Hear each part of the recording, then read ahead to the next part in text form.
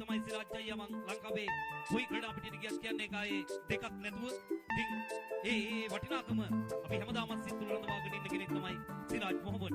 මෙන්න කැඳවා ගන්නවා දෙනෙත්තාදිත්‍යව දෙනෙත්තාදිත්‍ය නැවත පහරයක් එල්ල කරනවා පිටියේ Every Mokela to be in my place instead of me, 'cause I'm the king of bongo, baby. I'm the king of bongo bong. I went to the big town where there is a lot of sound. From the jungle to the city, looking for a bigger crown. So I play my boogie for the people of big city, but they don't go crazy when I'm banging on my boogie. I'm the